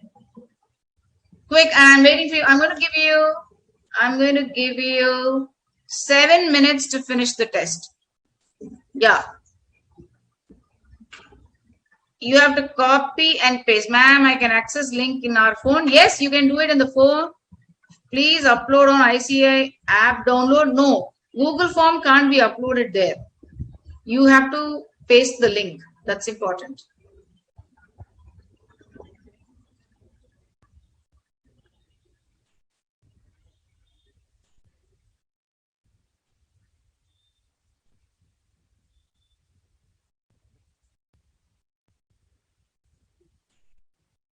Yeah, I give you 7 minutes for you to find out how to cut, copy, paste it.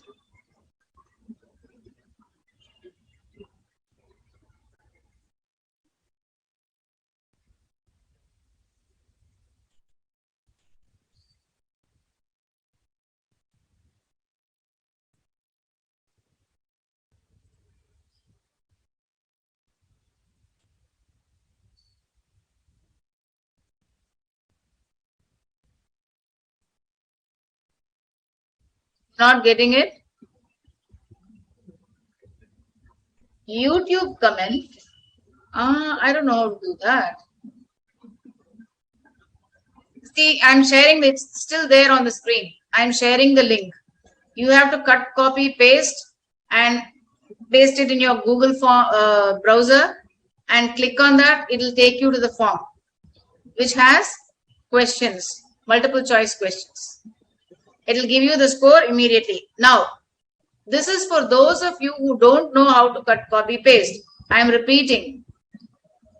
Google for how to cut, copy, paste for a Google form and that will tell you. Then do it. Today, everything is self-learned. You don't need anybody to teach you at all. Whatever questions you have, you ask Google and Google will give you all the answers. Google has all the answers, right? You don't have to worry at all. Just cut, copy, paste.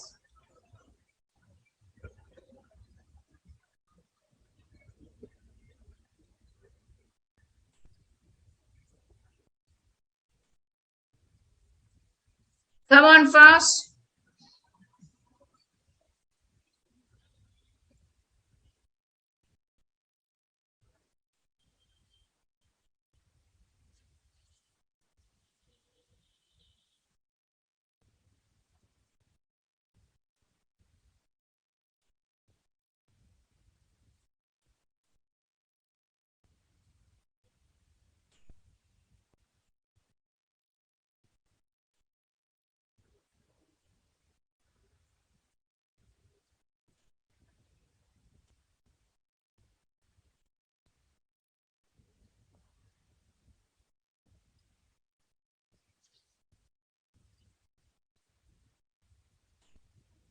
Yeah, I'm waiting for you. Waiting. Quick. Let me see how many of you respond. It can't be clicked. It's not getting out. Site is not responding. It's not getting. You can't do that. Okay. We have still 3 more chapters. I have still 3 more chapters with you. Screenshot can be taken and scanned under Google Lens. It works. Super. So this is by Varun. See, he says screenshot can be taken and scanned under Google Lens. It works. You have to find out. See, today's youth should be adept with technology. No excuses. When I can do it, you must all definitely do it.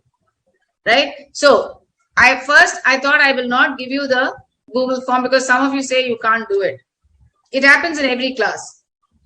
But then I thought, I'll tell you how to do it and you must do it. Right?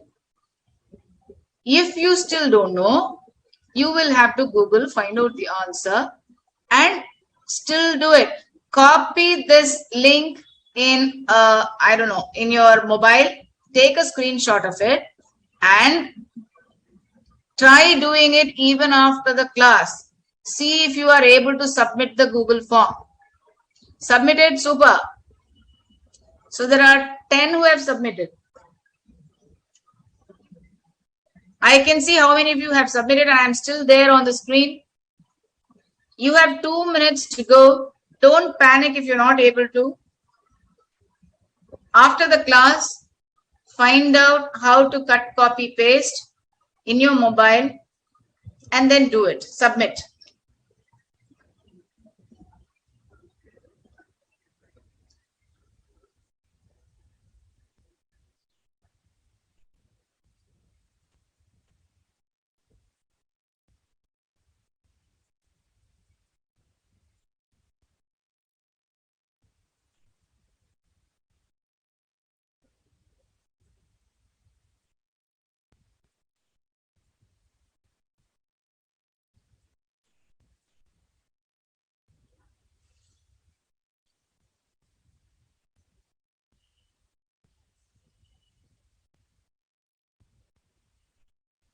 A quick recap. Your study material is the best thing. A quick recap. Let me say it in a minute for you. So communication chapter starts off with the definition of communication. What is communication? The person who has to speak speaks in a language, speaks in a medium that is encoded. Because there are past question papers which have the question on encoding. What is encoding? Message is encoded. The listener receives it and he responds relevantly. He decodes the message and responds relevantly. That is communication. When a person sends a message, the listener receives it and responds relevantly. That becomes communication. Okay? That is definition of communication. Then we have three types of communication, categories of communication. That's vertical, diagonal, and horizontal. What is vertical? Vertical is a communication between two people, the boss and the employee. Horizontal is again communication between two people, but of the same hierarchy. What is hierarchy? Ranking. In offices, we are ranked as to the managing director, the CEO, the officer, all that. So it is at the same hierarchical level. What is diagonal? People can talk to anybody irrespective of their positions in the office. That is diagonal. Okay. With communication, you have formal, informal, and visual communication. What is formal? It is communication in the office. What is informal? Talking with friends and relatives is informal. Now, this can also be verbal, non-verbal, visual, paralanguage. Okay. Let me go one by one.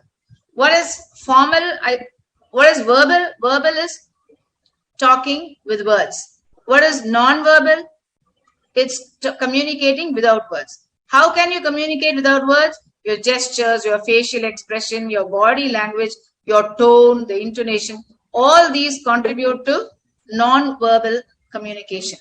Now, in this non-verbal, you also have something called para-language. What is para-language? Para-language is communicating without words. You communicate just with expressions, not with words. That is, oh, ah, ouch. This is para-language. Okay. In formal communication, there is also something called grapevine communication. In offices, when people gossip, okay, then that is called grapevine communication. What is the advantage? The advantage is people iron out differences. Office goers, the employees are able to fix social issues or problems. So grapevine communication helps in that. Okay, questions not preset, submitted. Opening. So those of you who have had issues, wait. Do it after 15 on 15. Who's that? Mayur, Super Mayur. Okay, so that's about grapevine communication. Then we come to networking. Vertical networking, horizontal vertical networking, circuit, chain, wheel and spoke, and then star network. Vertical network is between two people, the boss and the employee. The circuit network is again with two people, but people of the same hierarchy. Then is a chain where the authority, the boss alone speaks, the rest of them take orders. And it goes by the hierarchy. The boss, then the immediate one, then the immediate one. A talks to B, B talks to C. People do, this is called chain network. People don't trust this network because it takes a lot of time and there's a lot of miscommunication and misinterpretation. So people don't prefer chain network. Then it is wheel and spoke network, where like a wheel, the middle part is the fulcrum, who is the authority, and the spokes are the employees. He talks to all of them at the same time. It is very quick, it's direct, there is no miscommunication. The last one is a star network, which is cross-cultural. Anybody can talk to anybody. There is no hierarchy. People just can walk across and speak. Here, the communication is direct. It's very quick and it is most effective. Today's corporate prefer star network.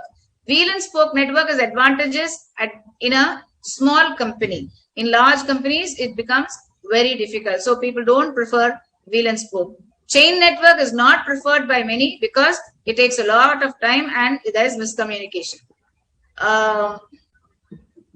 Then after that, we have effective communication. What are the ways of communicating effectively? Clear, concise, concrete, complete, coherent. Then one more. Coherent, concise, coherent, concrete, complete, clear. Yeah. Then you have listening for understanding, focusing and attention. So these help in effective communication. What are barriers of communication? Noise, physical, physiological. Physical is the noise that happens around us. Physiological is the person's illness, weakness in hearing or seeing or talking. Then it is organizational structure, which can be a barrier. Then it can be attitude. It can be perception. It can be culture. It can be language. It can be attitude, perception. I've said all that. Yeah. So it's important to see in an office space, we are able to communicate really, really well if we have to have a healthy atmosphere while working and be good. Now, that's revising the whole chapter. I've also given you a test. I've done 2 YouTube clippings for you to know what kind of communication is good. I've also shown you a YouTube video on how communication is important in the present day condition, like the Facebook office, where Zuckerberg says it's communication and that's what makes it transparent. Okay.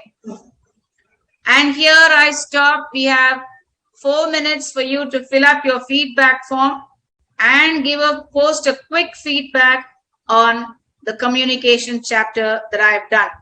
Very quick.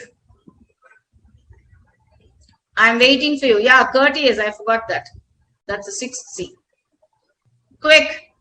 I want your feedback right away. It has to be recorded in the chat box. So what do I expect of you from the feedback? What did you learn? What will you recall? What will you remember till the exam? What will you write well? What did you understand well? And how was the whole session? So this is the feedback that you'll give me. Come on, quick. I will wait for you.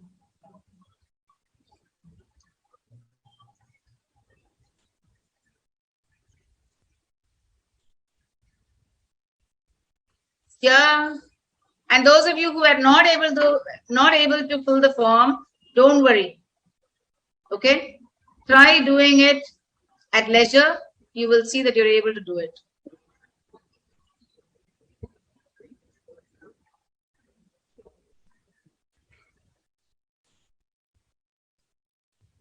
Numbers, you'll get it by mail immediately.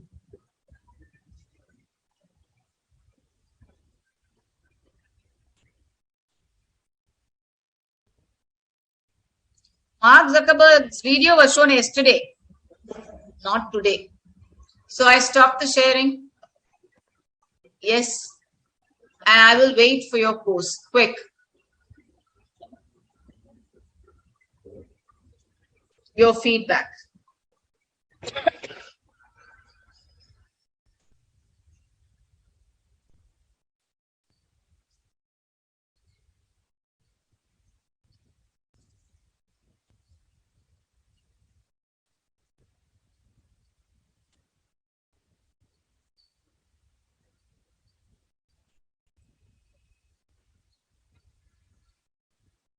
Quick, I'm waiting for you all.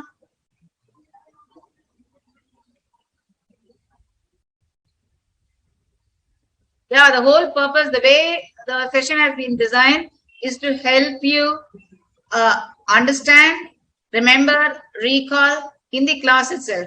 One look at your study material will help you recall all that we did in the class. Okay? Quick.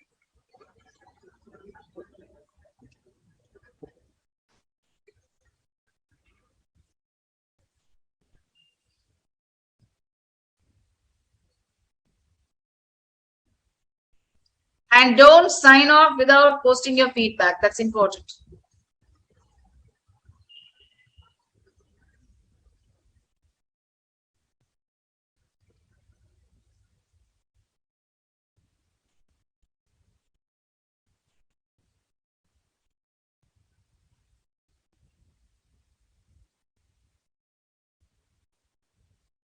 Done.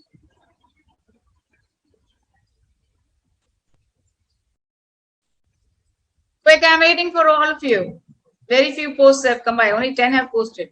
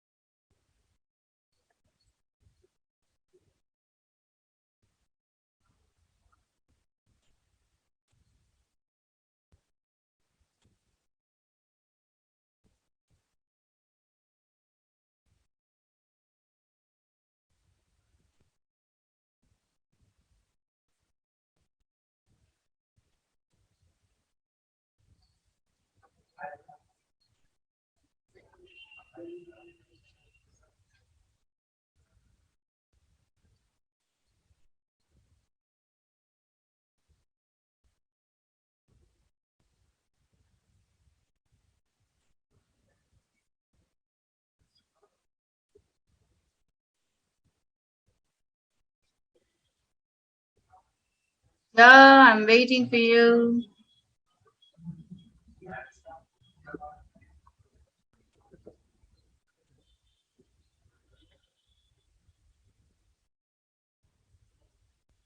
Okay, we call it today and wishing you all the very, very best. Right? See you in the next session and bye-bye. Hemel?